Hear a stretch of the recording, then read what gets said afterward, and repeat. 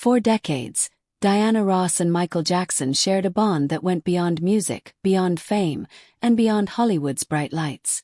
It was a connection that puzzled journalists, fascinated fans, and stirred rumors for nearly half a century. When Michael spoke of Diana, his voice would soften, his eyes would light up, and his words carried a tenderness rarely seen in the guarded world of celebrity interviews. And when Diana spoke of Michael, there was often silence, an intentional, carefully measured quiet that left the world wondering what secret she was protecting. But what was the truth behind this enigmatic relationship? Was Diana simply Michael's mentor, the star who helped polish the young prodigy into the king of pop? Was she a surrogate mother figure, guiding him through the turbulence of fame and shielding him from a world that demanded too much of him, too soon? Or was their bond something deeper, something the public could only speculate about, hidden beneath layers of loyalty and discretion? This story begins not with Michael Jackson, but with Diana Ross at the peak of her power. By the late 1960s, she was Motown's brightest jewel, the glamorous face of the Supremes, a superstar whose influence extended far beyond music. When Motown founder Berry Gordy introduced the Jackson 5 to the world, it was Diana Ross's name that graced their debut album. Diana Ross presents the Jackson 5. It was more than marketing. It was a passing of the torch, a symbolic gesture that tied Michael's destiny to hers from the very start. From that moment, Michael never stopped speaking her name. He described her as his inspiration, his first love, even the person who made him believe in himself. At award shows, on stage, and in countless interviews, Diana Ross was the constant presence in Michael's narrative. And yet, Diana herself remained elusive, rarely elaborating on her relationship with Michael, leaving behind a trail of half-answers and graceful deflections. But when Michael died in 2009, the silence became deafening. Diana did not appear at his memorial service. She did not join the chorus of celebrities making public declarations. Instead, she released a written statement, short, aching, and private, suggesting that some grief was too intimate for the cameras. Later, in rare moments, she finally began to share pieces of her truth about Michael, carefully but powerfully, allowing the world a glimpse into the bond they shared. In this video, we're diving into those truths. The truths Diana Ross finally admitted about Michael Jackson. We'll go back to the very beginning, to the days of Motown and the Supremes, to Michael's rise to global superstardom, and to the quiet loyalty that endured even through scandal, distance, and tragedy. This is not just a story about two icons. It's a story about love, mentorship, protection, and the silence that can sometimes say more than words. By the late 1960s, Diana Ross stood at the very center of American pop culture. She was not just the lead singer of the Supremes. She was Motown's shining jewel, a glamorous figure who had helped turn a Detroit-based label into a worldwide powerhouse. With 12 #1 singles on the Billboard charts, the Supremes had become the most successful girl group in history, rivaling even the Beatles in their chart dominance. Diana had become more than a singer.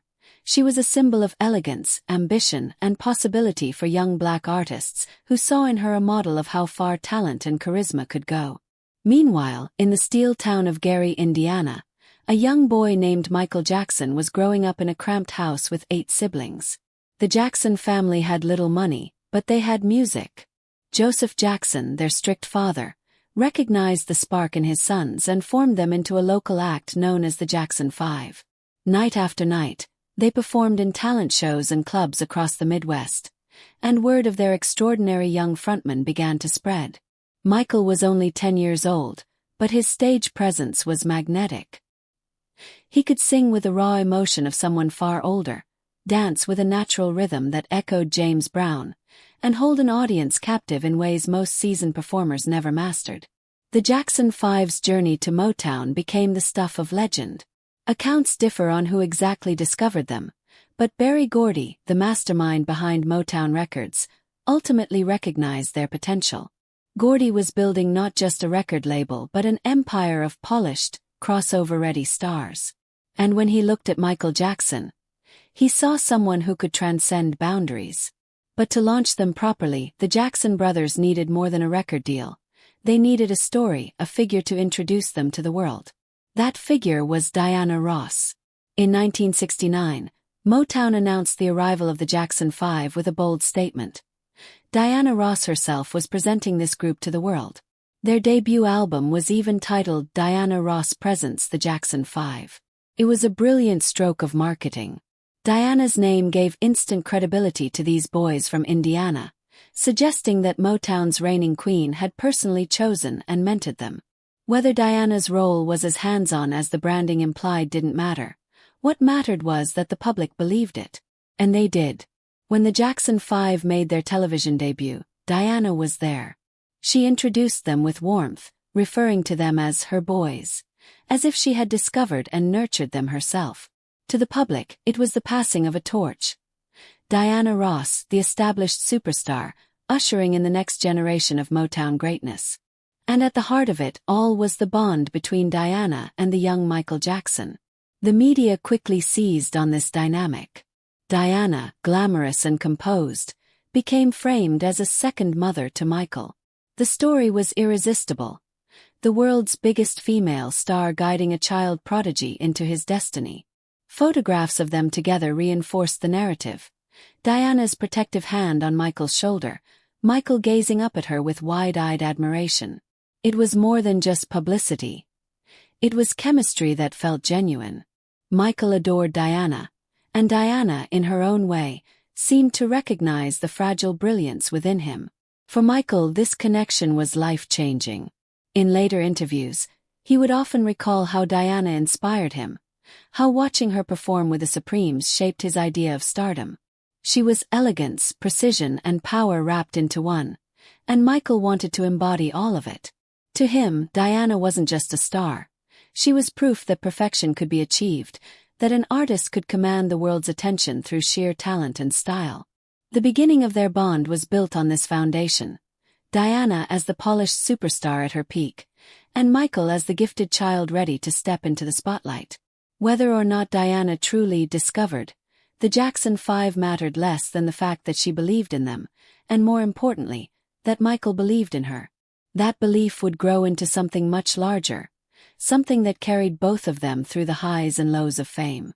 And though the media painted the relationship as maternal, it was clear even then that Michael saw Diana Ross not just as a mentor, but as someone he idolized, someone whose approval meant everything.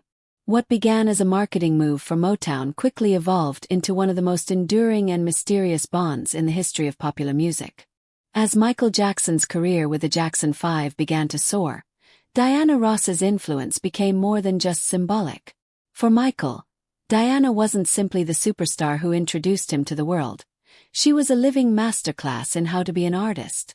In the early 1970s, while most kids his age were still in schoolyards, Michael was studying Diana Ross like a textbook. He watched the way she moved on stage, the way she carried herself in interviews, the grace with which she handled both adoration and scrutiny. Diana wasn't just a singer. She was the embodiment of poise, discipline, and charisma, and Michael absorbed every detail. From the earliest days, Diana guided him in ways that went beyond music.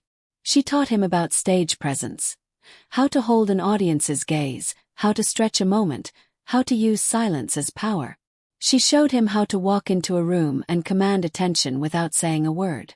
She understood that being a star wasn't only about singing, it was about creating an aura, a sense of mystery and magnetism. And Michael, eager and impressionable, soaked it all in. The Supremes had set a new standard for what a musical group could look like. They weren't just singers in matching dresses. They were polished, precise, and glamorous, projecting an image that could appeal across racial and cultural lines. Berry Gordy had carefully crafted them into Motown's crown jewel, and Diana had perfected the art of being both relatable and untouchable. For Michael, this was a blueprint. He learned how discipline and image could turn raw talent into unstoppable stardom. Watching Diana's every move, he realized that greatness required more than voice and dance. It demanded control, elegance, and perfection. Behind the scenes, Diana's influence was even more personal. She gave Michael advice on fashion, encouraging him to embrace bold choices that set him apart from his brothers. She showed him how to sit in interviews with confidence, how to smile without giving too much away, how to create anticipation before answering a question. Michael was still a boy, but under Diana's watchful eye, he was being molded into an icon. Their time together wasn't always in the spotlight. It was in private conversations, in quiet observations, in the small corrections Diana would offer as she recognized his hunger to learn. Both Diana and Michael shared a trait that would define their careers: an obsession with perfection. Diana was known for her meticulous rehearsals, her insistence on flawless performances, and her determination to maintain control over her career. Michael inherited that same drive. He practiced tirelessly, studied tirelessly, and demanded the best from himself and everyone around him. It was no accident. He had seen it modeled in Diana Ross. For both of them, excellence wasn't an option. It was the only standard. As the years passed, Michael never hesitated to credit Diana for shaping him. In interviews, he called her his inspiration, the person who showed him what stardom could be. He often referred to her as his first love, not in a childish sense, but in the way someone loves the person who opens their eyes to the possibilities of life. For Michael, Diana was more than a mentor. She was the person who awakened something in him that would drive his artistry for decades. There were countless moments that revealed the depth of his admiration. At award shows, when he held trophies in his hands, he would dedicate his achievements to Diana. On stage, he would slip her name into tributes, thanking her for being the guiding star in his journey. When asked about his idols, Michael would list James Brown for his dancing, but Diana Ross for everything else: style, class, and the ability to enchant the world. Their relationship blurred lines. To the outside world, Diana was the older sister or mother figure, the glamorous mentor guiding a prodigy. To Michael, she was that and more. She was proof that dreams could come true, that you could rise from nothing to command the world's stage, and that beauty, grace, and power could coexist in one person. He loved her for what she represented, and for the ways she gave of herself to him when he needed it most. In truth, Diana Ross was both muse and mentor. She was the mirror in which Michael saw the artist he wanted to become, and she was the guiding hand that showed him how to get there. She may not have written his songs or choreographed his steps, but she shaped the way he saw himself as a performer, as a celebrity, and as a legend in the making. Their shared perfectionism, their obsession with control, and their refusal to settle for anything less than extraordinary created a bond that went beyond simple mentorship. It was a union of spirits, two artists bound by ambition and brilliance, each reflecting the other's desire to be timeless. For Michael, Diana was not just the woman who introduced him to the world. She was the standard he chased for the rest of his life. And in chasing her example, he became something even greater. As Michael Jackson grew from child prodigy into a teenager, the nature of his relationship with Diana Ross became increasingly complex. The public had already accepted the image of Diana as his mentor, even his second mother, but soon the media began asking a more provocative question: was there something more between them? What had once been presented as a wholesome, almost family-like bond now became fuel for tabloids eager to turn admiration into scandal. Michael himself didn't make things easier for the gossip writers. In candid interviews, he admitted to having a crush on Diana. He described her as beautiful, graceful, and the woman he had admired more than anyone else. These weren't casual compliments. They were spoken with the intensity of a teenager who felt something deeper than just professional respect. At an age when most young men were awkwardly navigating first dates and high school dances, Michael was telling the world that his heart belonged to Diana Ross. For magazines and newspapers, this was irresistible. Stories about Michael's infatuation with Diana made headlines, sometimes exaggerating his words, sometimes outright inventing scenarios. They painted her as the glamorous superstar who had captured the devotion of the most famous boy in America. Some writers hinted at a romantic undertone, while others dismissed it as the natural hero worship of a teenager fixated on the woman who had given him his first taste of stardom. Whatever the truth, the speculation stuck, and it began to blur the lines between reality and myth. For Diana, this presented a unique challenge. She had always carried herself with poise and dignity, carefully managing her public image. Now, she had to balance her career as an international star with her role as Michael's confidant. To encourage him openly risked feeding the rumors. To distance herself might have hurt him. Diana was too experienced to let tabloids dictate her behavior, but she was also aware of the fragile, impressionable young man at the center of it all. She cared for Michael, but she also knew that the world was watching every move, ready to twist a simple gesture of affection into something sensational. Behind the scenes, Diana continued to play a vital role in Michael's life. She offered advice, lent him emotional support, and at times shielded him from the overwhelming pressures of fame. Yet, she remained careful, selective about what she revealed publicly.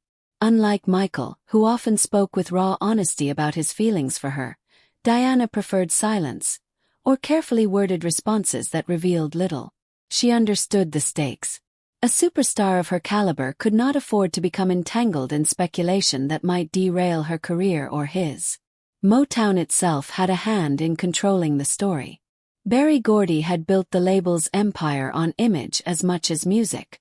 Diana Ross was the crown jewel, and Michael Jackson was the prodigy destined to become a global icon. The idea of a romantic entanglement between them was too risky, too unpredictable. Motown's publicity machine worked to emphasize the big sister/little brother narrative, painting Diana as the guiding hand who helped shape Michael's early years. It was a narrative that was clean, respectable, and easy to market. But of course, the more Motown tried to polish the story, the more the tabloids searched for cracks. The tension between truth and perception grew sharper as Michael's fame exploded in the late 1970s and early 1980s. Even as he became the world's biggest star, he never stopped referencing Diana in interviews. He would describe her as the love of my life, words that could not be easily dismissed as casual. Fans debated endlessly what he really meant. Was it simply an expression of gratitude? Or was it the lingering voice of a man whose teenage crush had never fully faded? For Diana, it must have been complicated. She was proud of Michael's success, proud to see the boy she had once introduced to the world become larger than life. But she also carried the burden of protecting him, from the media, from the industry, and at times from his own vulnerability. The closeness between them was undeniable. Yet both of them seemed trapped between what they truly felt and what they could allow the public to see. In the end, their bond became a blend of reality and myth. Michael's open adoration, Diana's careful discretion, and Motown's deliberate image crafting all combined to create a story that was part truth, part legend. To some they were family. To others they were star-crossed lovers. To both of them, they were simply two souls bound by something the world would never fully understand. What made the relationship so fascinating was not the certainty of what it was, but the ambiguity of what it could have been. The silence, the hints, the confessions, and the denials. All of it created a mystique that followed them for decades. A complicated relationship, never fully defined, but always present in the background of their extraordinary lives. As the 1970s turned into the 1980s, both Diana Ross and Michael Jackson reached turning points in their careers that would define them for decades to come. For Michael, it was the leap from beloved child star to global phenomenon. For Diana, it was the transition from Motown's brightest jewel to an independent artist determined to command her own destiny. What had once been a close bond between mentor and protege now found itself tested by the sheer magnitude of their individual fame. Michael's solo breakthrough came with Off the Wall in 1979, an album that redefined him in the eyes of the public. No longer just the boy wonder of the Jackson 5, Michael was now a young man forging his own identity as an artist. With the help of producer Quincy Jones, he delivered songs like Don't Stop Till You Get Enough and Rock With You, tracks that became instant classics and pushed him to the forefront of the music world. Critics praised his versatility, his maturity, and his newfound confidence. The boy Diana Ross had once introduced was now stepping into the spotlight entirely on his own. But nothing could prepare the world or Diana for what came next. In 1982, Michael released Thriller, an album that shattered every record in existence. With hits like Billie Jean, Beat It, and the iconic title track, Thriller didn't just sell millions. It became a cultural event, the biggest-selling album of all time. Michael was suddenly more than a star. He was the face of a generation, the most recognizable entertainer on earth. The boy who once looked up to Diana Ross had surpassed even her wildest achievements. Meanwhile, Diana herself was making bold moves. In 1981, after years as Motown's queen, she left the label that had made her a star and signed a massive contract with RCA Records. It was a decision that shocked the industry, but it marked her determination to be more than Motown's creation. At the same time, she was making strides in Hollywood, proving she could succeed on screen as well as on stage. Her role as Billie Holiday in Lady Sings the Blues earned her an Academy Award nomination, and films like Mahogany and The Wiz showcased her charisma and presence beyond music. But as their careers soared, the bond between Michael and Diana began to feel the strain of distance.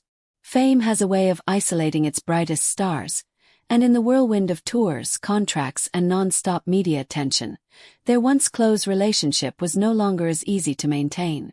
They still cared deeply for each other, but the constant demands of their separate empires created a gap. The media, of course, found ways to exploit this shift. Rumors circulated about jealousy and rivalry. Was Diana threatened by Michael's meteoric rise?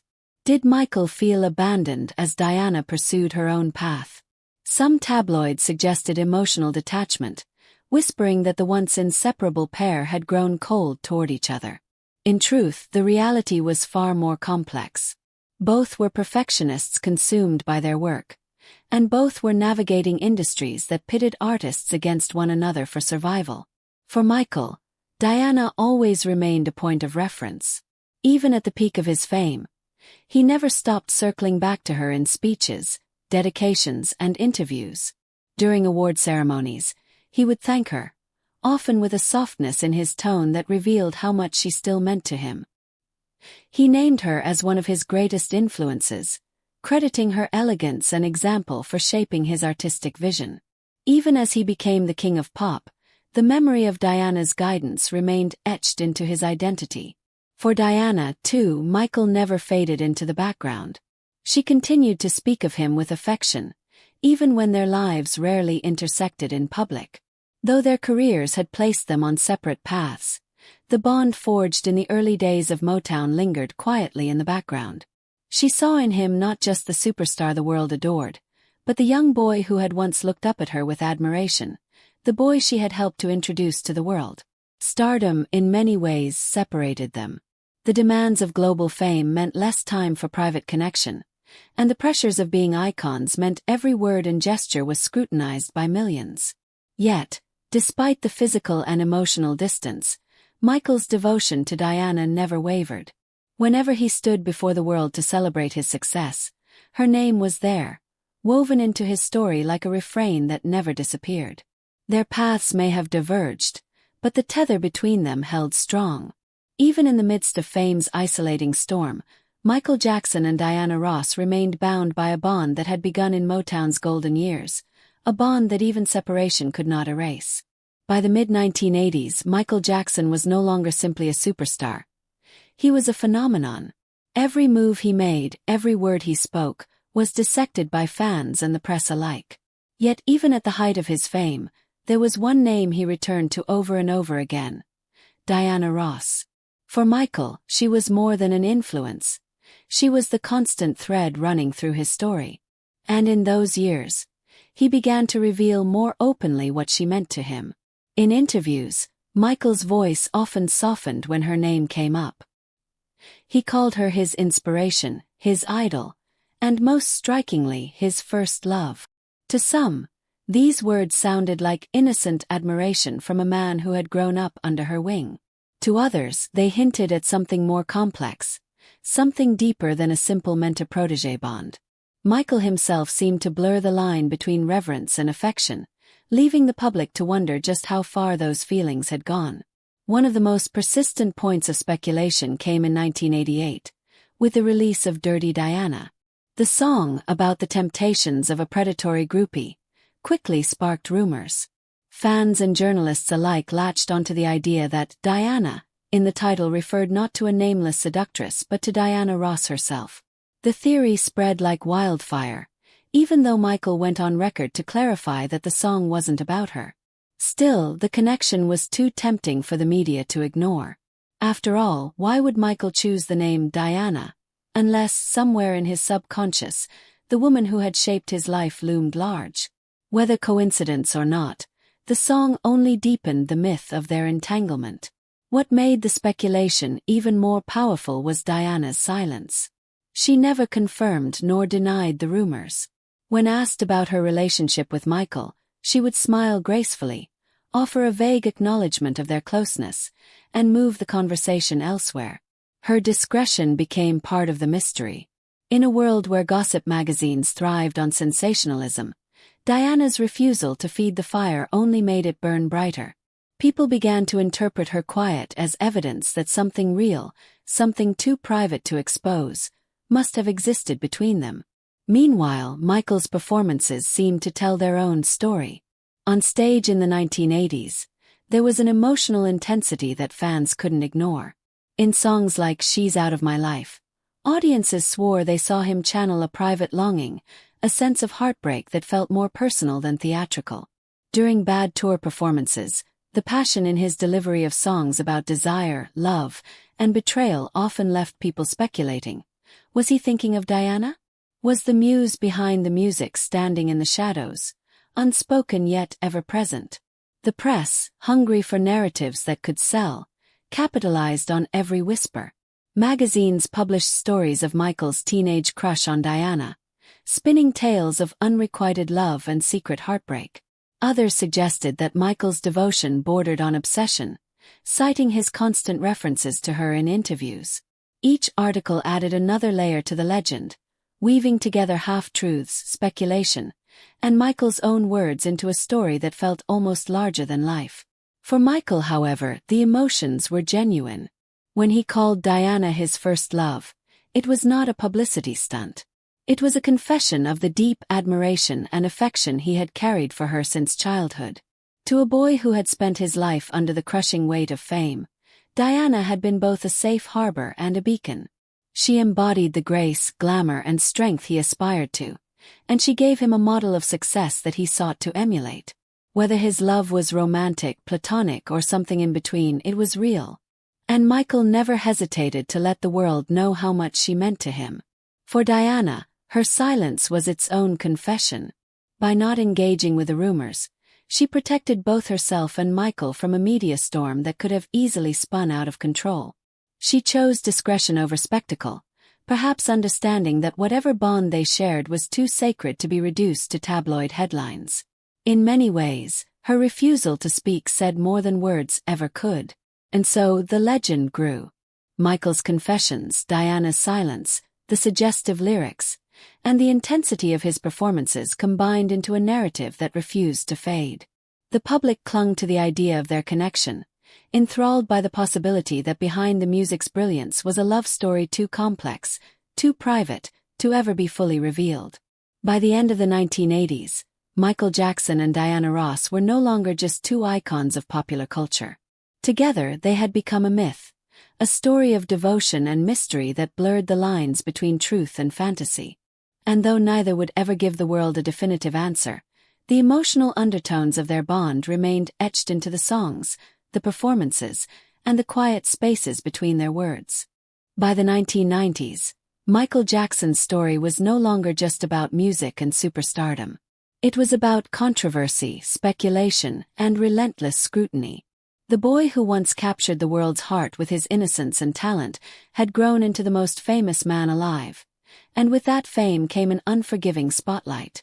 Every change in his appearance, every unusual gesture, every friendship or purchase became a headline. Questions about his plastic surgeries dominated magazines. Whisper campaigns about his private life, his eccentricities, and his relationships filled tabloids. And when accusations against him surfaced in the early 90s, the narrative surrounding Michael Jackson shifted forever. Through it all, Diana Ross remained largely silent. To some, her quietness was surprising. Here was the woman Michael had always credited as his mentor. His first love, his guiding star. Why wasn't she on the front lines defending him?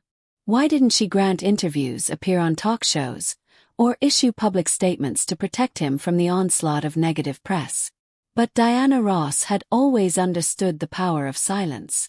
Throughout her career, she cultivated discretion as a survival tool in an industry that thrived on scandal. And when it came to Michael, her silence may not have been distance. It may have been her way of protecting him, protecting herself, and protecting the bond they shared from being dragged through the mud of tabloid culture. Behind the scenes, whispers suggested she did reach out privately. Close friends and industry insiders have often hinted that Diana stayed in Michael's orbit, checking in, offering counsel, and reminding him of the importance of keeping his dignity intact. But she was careful never to feed the media with a soundbite that could be twisted into something sensational. To stand too close to Michael publicly during the height of his controversies would mean becoming part of the storm herself. Diana understood that her own reputation, her decades of carefully built legacy, could be tied to his, for better or worse. Her choice, then, was to shield both of them by refusing to fan the flames. And yet, for Michael, her presence, whether visible or invisible, was always felt. Even in the midst of his darkest times, he continued to place his trust in Diana in a way that spoke volumes. Perhaps the most striking evidence of this trust came in 2002, when Michael drafted his will. In it, he made a decision that surprised the world. If his mother Katherine Jackson were unable to care for his 3 children, the guardianship would pass to Diana Ross. It was a stunning gesture, one that underscored just how much he believed in her character, her stability, and her love. Of all the people in his orbit, friends, siblings, business partners, Michael entrusted Diana with what mattered most to him: his children. That clause in his will was not a casual afterthought. It was the ultimate act of loyalty, a declaration of faith that reached beyond the noise of scandal and controversy. It showed that Michael still saw Diana as the one person who had always represented safety, love, and consistency in his life. For all the whispers of rivalry, distance, and unspoken feelings, this single decision cut through the noise. Diana Ross wasn't just a figure of his past. She was, in his eyes, someone worthy of shaping the future of his family if he could not be there. When news of Michael's death spread in 2009, the revelation about his will reignited conversations about their bond. People asked why Diana, out of everyone in the world, had been chosen for such a role. The answer, perhaps, lies not in the interviews or the gossip, but in the unspoken trust they shared. Diana had been there from the beginning. She had helped bring Michael into the world's gaze, and in his final act of preparation, he made sure she would remain part of his children's lives if fate required it. It was a testament to the depth of their connection, a bond forged in Motown, tested by fame, protected through silence, and sealed in trust. For Diana Ross, it meant carrying the weight of Michael's faith in her even after his passing. For the world, it was the clearest sign yet of just how much she meant to him, even when she chose to remain in the shadows. The summer of 2009 was shattered by the news no one wanted to believe. Michael Jackson was gone. On June 25, the world stopped in collective shock as headlines spread the unimaginable. The king of pop, the most electrifying entertainer of his generation, had died at just 50 years old. Fans wept in the streets, candlelight vigils sprang up around the world, and television screens filled with endless footage of Michael at his peak, moonwalking, singing, dazzling audiences with that magic only he could conjure. Amid the storm of grief, there was one name the media turned to almost immediately: Diana Ross. For decades, Michael had proclaimed her importance in his life. He had spoken of her as his inspiration, his mentor, even the woman he once imagined as the guardian of his children. Surely, the world thought, Diana Ross would step forward to stand at the center of this collective mourning.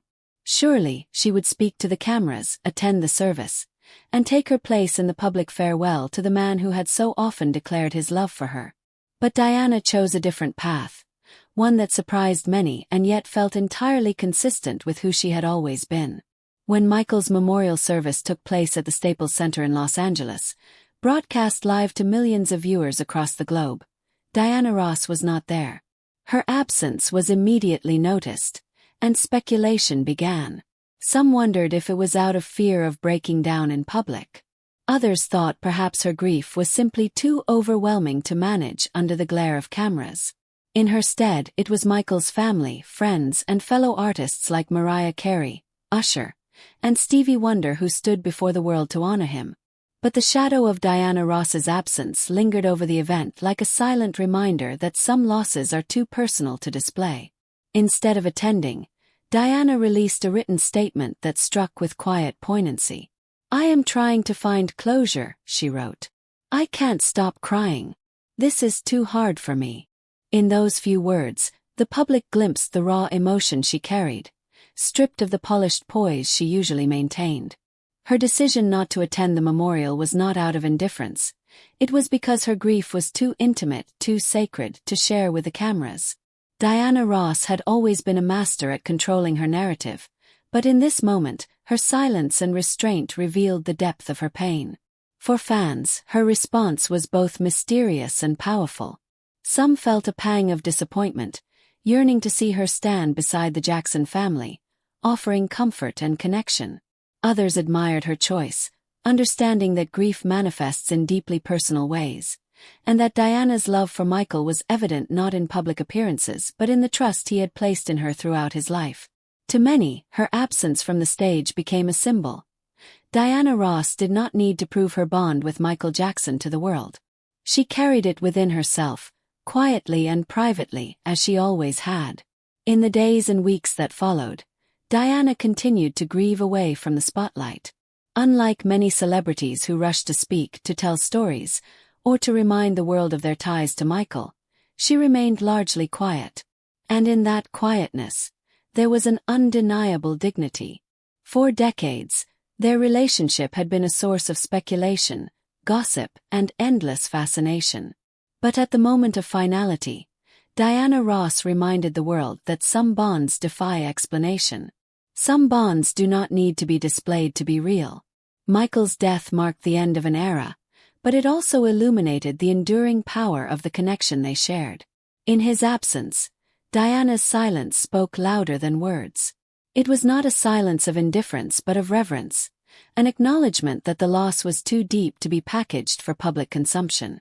For fans, her choice added one final layer to the mystery of Diana and Michael, reinforcing the idea that theirs was a relationship defined by love, loyalty, and secrets that would never fully belong to the world. 4 years after Michael Jackson's passing, Diana Ross remained quiet, almost as if the wound was too deep to touch. She avoided the endless tributes, the documentaries, the biographies, and the tabloid stories that dissected his life with ruthless precision. But time has a way of softening silence, and gradually, Diana began to open up, carefully, cautiously, and always with the dignity that defined her. When she finally chose to speak about Michael, what emerged was not a revelation of scandal or salacious detail, but something far more profound: the truth of unconditional love, care, and protection. In rare interviews, Diana reflected on Michael not as the untouchable superstar the world adored, but as the boy she had known, the sensitive young soul who entered Motown's orbit with wide eyes and a heart hungry for acceptance. She spoke of his artistry with awe, recalling how even as a child he possessed a natural genius that left seasoned performers astonished. She remembered his drive, his relentless pursuit of perfection, and how much he wanted to please, not only the world but the people he loved most. For Diana, Michael's brilliance was never just about his voice or his dancing. It was about the vulnerability beneath it all, the child inside him that never fully left. This theme, the eternal child, became central to how Diana described Michael. She knew the world had seen glimpses of it in his Neverland Ranch, in his friendships with children, in his playful energy. But she also knew the cost of it, the pain of a childhood stolen too soon. There was always a little boy in Michael, she once reflected, hinting at the innocence he carried into adulthood, the fragility behind the spectacle.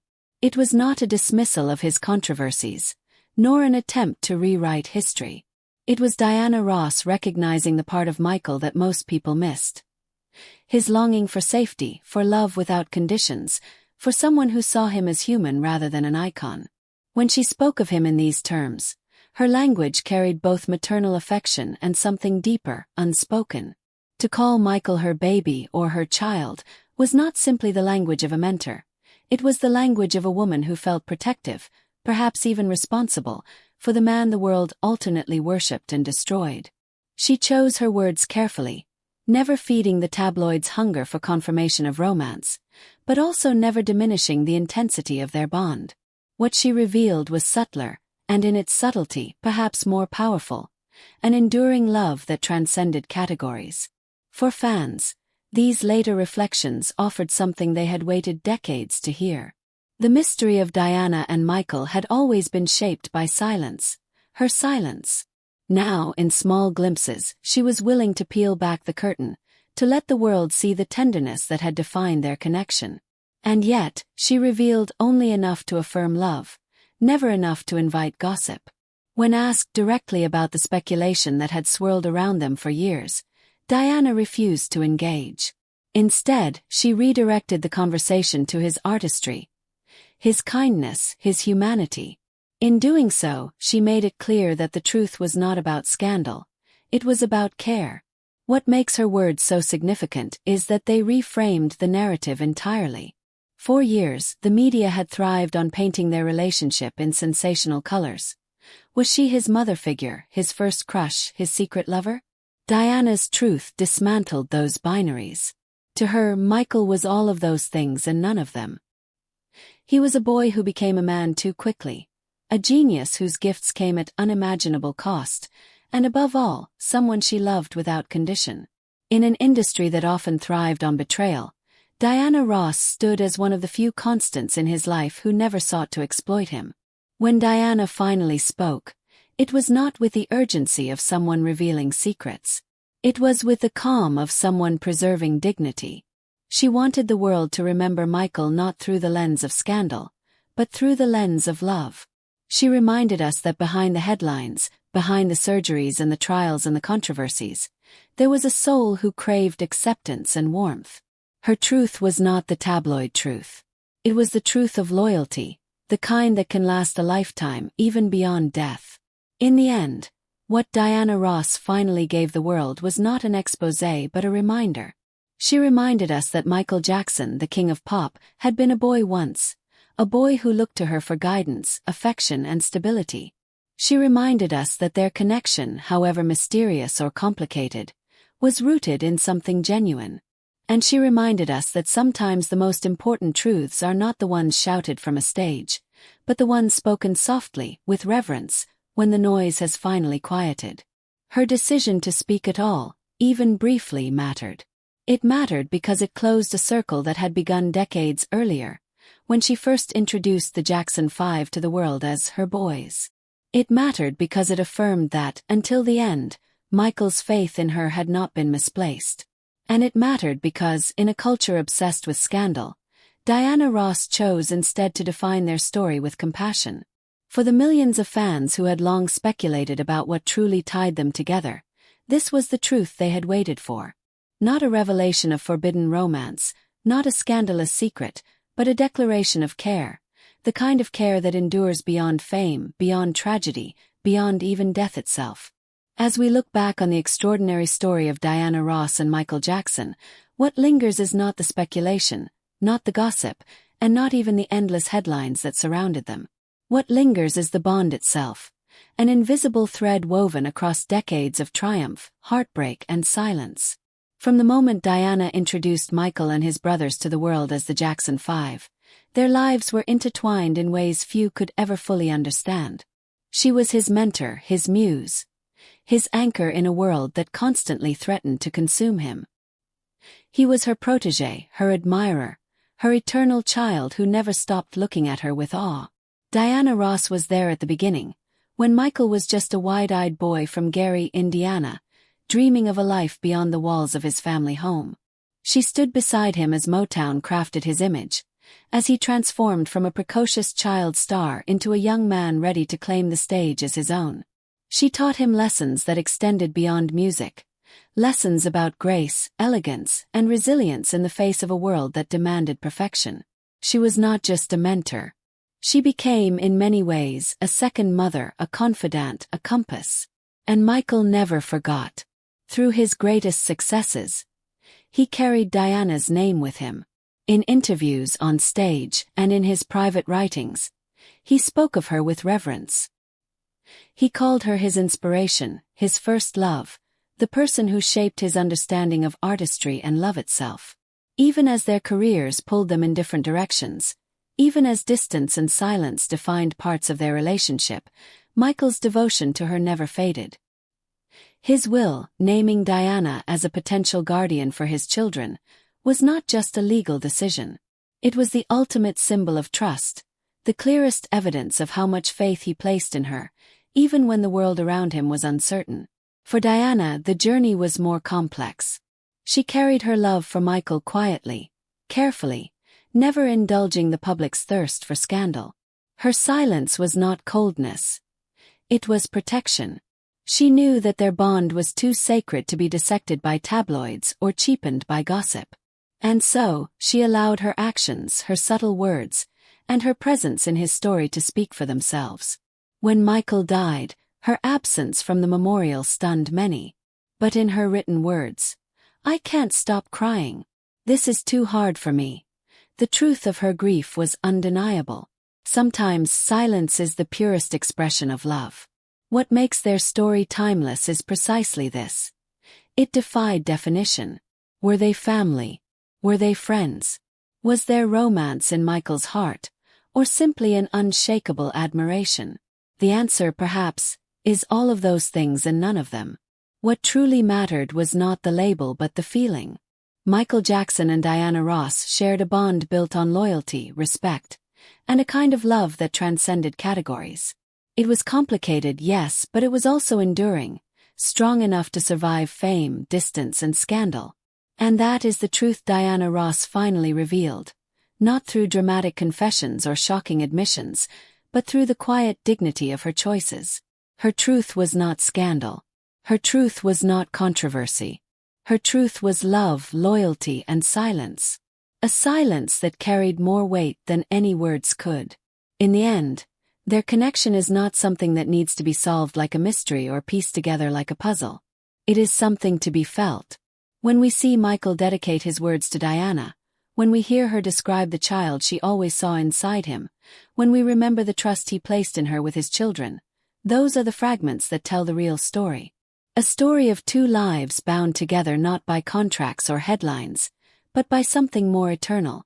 In the end, we might say, Diana Ross's truth wasn't a confession of scandal.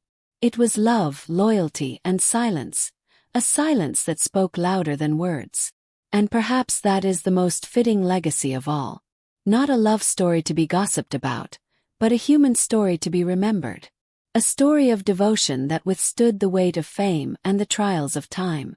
A story that reminds us that the deepest connections often cannot be explained. They can only be felt.